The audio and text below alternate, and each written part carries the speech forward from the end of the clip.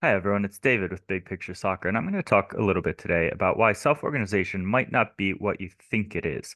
We're going to go over some misconceptions about self-organization and some more useful ways that we can potentially understand it that can impact practice.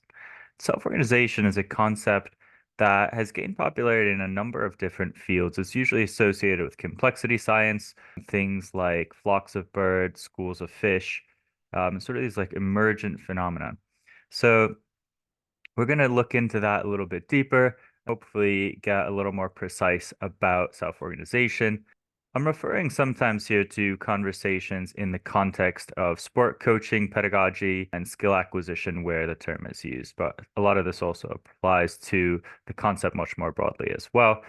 So one thing I thought we would do is if you just pause the video here and ask yourself what definition you would give for self-organization. So when you hear that word, what comes to your mind? How would you define it? And I think that's a really useful exercise to just pause the video and see what you come up with. Another way that you can do this is to say what is not self-organization or what is the opposite of self-organization. So I think these are good things to think about if this is a term that we're using in our practice or our conversations. Be able to define it, be able to define what it's not. So I think common answers to this would say, well, self-organization is something that's sort of spontaneous, it's bottom up, maybe the word emergent. It's something that just kind of happens, right? It's not something that's commanded or dictated. It's just kind of like a very spontaneous process that just happens by itself, right? Conversely, what self-organization is not, common answers might be something like top down or centralized or linear, right? So there's sort of this idea that self-organization is very much a kind of a freedom that's just sort of like things happening involuntarily.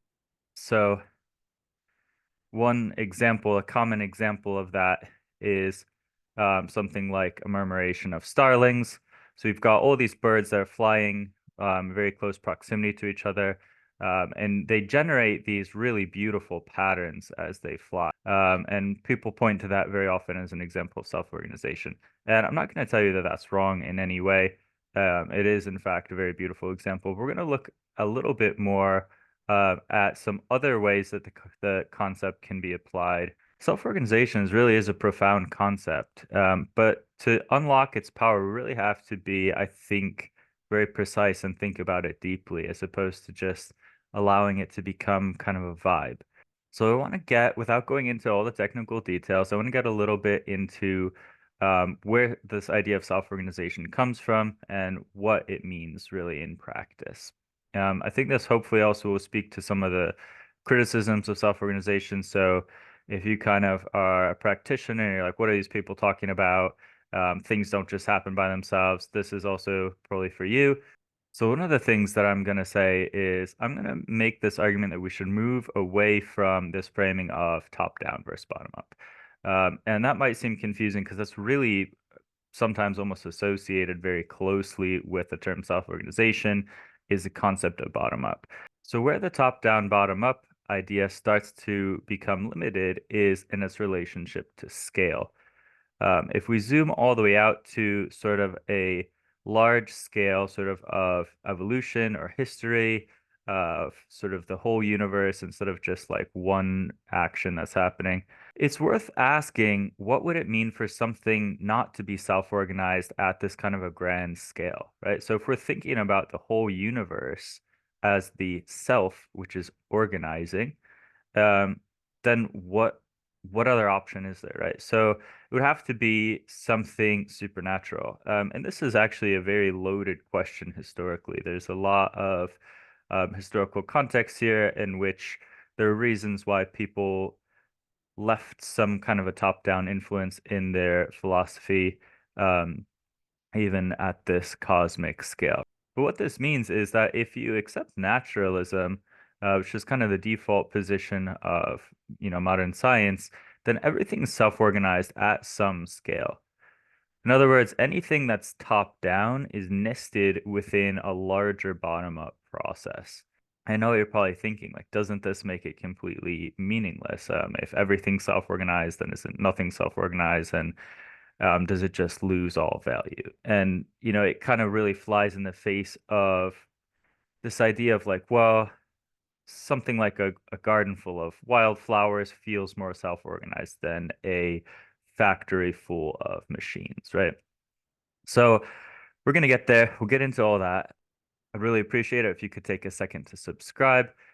Let's zoom back into scales more commonly associated with human behavior. And let's imagine a coach or a manager yelling specific instructions at his or her players or employees. And this doesn't feel like self-organization, but we can easily make it appear self-organized by changing the scale of our perspective. And I hope you're starting to pick up on this theme of scale, of zooming in and zooming out. If we zoom out just a little bit and start to look at a longer time scale, this behavior of the coach who's yelling or the manager who's yelling can start to appear self-organized when we think about the historical context of the Industrial Revolution, the role of management, the sort of cultural expectations that coaches and managers have to fulfill to maintain their careers. So um, the coach then starts to look less like this kind of point of central top-down command and more kind of like a leaf that's just floating along a river. And actually, rivers end up being a great way to think about self-organization. If you consider something like the Grand Canyon, if you look down at the bottom, you see there's a river that's kind of winding its way between these huge steep banks, right? And when we look at that, we tend to think that, well, the banks tell the river where to go, right? Then it seems obvious to put the causality that way, right? That the water has to go where the banks are. But if we just open up our scale, we could see that it's the river, obviously, that's carved those banks. So what happens is we realize there's a circular relationship that we can see in either direction, depending on what scale we take. So this is why it's a limiting idea to look only from one scale. And I know sometimes people feel these examples are unsatisfying because rivers aren't alive, they don't make decisions. But think about attention for a minute. Paying attention just means that your behavior relates to itself as it unfolds across multiple nested scales. So, what you're doing now is setting you up for what you're doing next. What you did before has set you up for what you're doing now.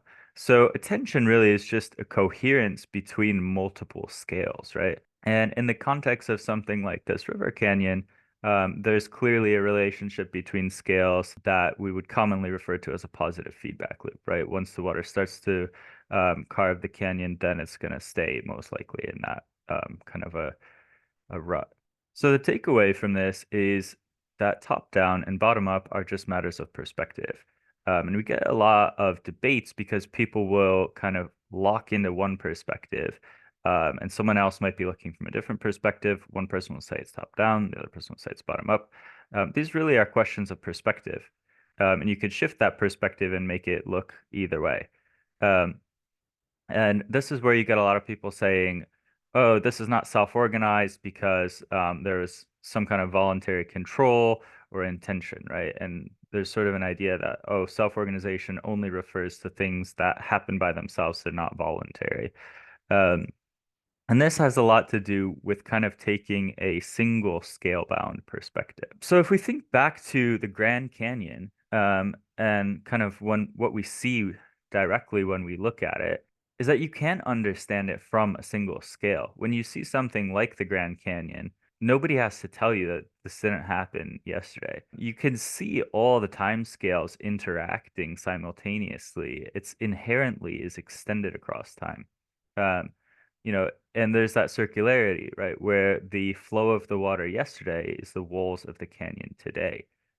And that's why it feels so old, right? You feel that. If you've ever been there, it kind of hits you um, right away. And that's, I think, a lot of what makes it so cool. So to be able to understand something like the Grand Canyon, we need to look across many different scales. And this is where we start to get closer to maybe a more useful concept of self-organization. We could see self-organization in the way that different scales relate to each other. So when Van Orden, Turvey, and Holden dropped the famous paper on self-organization of cognitive performance, they're not just talking about some involuntary task of, somebody rolling down a hill or some marbles jingling in a box. they're actually speaking about very different kind of tasks than people would very likely expect. So there's two things I'm going to point out here. First of all, if you've not read the paper, definitely go and read it. It's pretty accessible, in my opinion, and it's also open source. So if you look up this paper by these authors, you should be able to find it on Google. And I think a lot of people would be surprised that the tasks that they use are word naming and reaction times. So these are typically would be considered like higher cognition. One of the things that Van Orden, Turvey, and Holden are kind of pushing back against is this classic tendency of cognitive psychology to create these box and arrow models. So the way that this usually works is we have something like a reaction time where we say, okay, when the light comes on, push the button. Maybe we can complexify that a little bit and say, okay, only if this color light comes on, then push the button. There could be another level where we say, if this light comes on, push this button. If that light comes on, push another button, right? Um, and this has been a very classic paradigm for experimental psychology to look at various mental processes. So there's these kind of ideas that you can say, well, there's a stimulus and there must be some kind of a process that directs attention, some kind of pattern recognition, and a decision-making process, and then finally an execution of action, right? And it's these kind of stages, and each stage maybe refers to some type of a mental process that is generated by some kind of a component in the brain. The thing is, to be able to create this whole box and arrow setup, you really need to be able to show that the scale that you're interested in is separate from the other scales, it's independent. So if we're looking at something like a single response time, reaction time, we need to show that we can just start this whole chain from time equals zero when this, light comes on or when the person, um, you know, starts the task. And this is really foundational to the way that all of these experiments are set up. They assume that there's sort of these independent time scales, sometimes referred to as vertical separation or near decomposability. Um, and that once we have that, we can isolate these components and see what contribution is each component making. And a lot of times there'd be some implication that there are sort of like centrally generated um, representations or models that are coming into play here. So the big thing that Van Orden, Turvey, and Holden showed was that in these tasks like word naming and response times, many different scales of performance outcomes were actually related. They weren't independent as was previously thought. This means that if you look at one scale, like a single reaction time, someone pushing a button or naming a word, you can't just start this chain of mental processes from a blank slate of time equals zero and then line up these little box and arrow models from there. The reason is it's nested within larger scales of context, and those scales of context can be shown to still be exerting force. So this idea that you kind of can separate it out by scale and then just start these little models, it didn't really hold up that well. And the implication is that cognitive systems are dominated by interactions rather than the contribution of independent components. So this creates an issue for explanations that assume behavior is generated exclusively from a component that's at one scale, right? Like the brain. And it's also kind of what Gibson meant when he said that behavior can be regular without being regulated. There's a strong implication of nesting of scales there. And if we think about this, it does make sense because organisms have to respond to nested scales of context. So we should expect their behavior to fluctuate in ways that reflect those adaptations across many scales. And we even have some cliches for this, like, an ounce of prevention is worth a pound of cure, things like that, right? So we could see how these things cascade across time, and there's usually these nesting relationships. Small fluctuations are nested within large fluctuations because smaller contexts are nested within larger contexts. Right? If we really were free from context, we could isolate these little chunks of behavior and look at sequences of mental processes. But we're nested not just within our immediate context, but within larger scales, right? So it's not just the room that we're in, but it's the building that that's in. And it's not just that building, it's the reason we're in that building, right? So there's no limit to how far out these scales extend, and we can sense these things quite directly. So self-organization does refer to beautiful patterns formed by murmurations of starlings or schools of fish, but it also does refer to so-called higher cognition of humans, including verbal tasks and things that are more commonly associated with kind of like abstract reasoning as well. There's not a limit to what range of activity self-organization refers to. Another way of saying this is that whenever we see organisms act adaptively, there's some relationship between multiple scales. There's a spatial relationship between the performer and the performance environment, and there's temporal relations that enable action to cohere as it relates to itself across time. So self-organization, in my opinion, has a lot to do with the relationship between scales.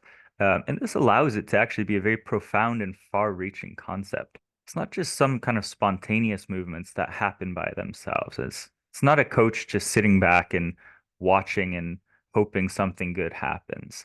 Actually, understanding self-organization is the first step towards being able to have an impact on a complex system. The constraints-led approach looks at multiple nested scales that performers are embedded within, and it looks at the relationships between those scales as they adapt. So to understand how performers act adaptively, we need to understand how different scales of their actions relate. So whether you're a proponent or a critic of the constraints-led approach, I hope this has been informative for your understanding of self-organization. If you enjoyed this, be sure to check out my series on flow. We're going to get deeper into self-organization, scale, and the experience of high performance. The next episode of that should be coming out shortly. If you have any questions or comments, feel free to post them below. Don't forget to like and subscribe, and I'll see you guys next time.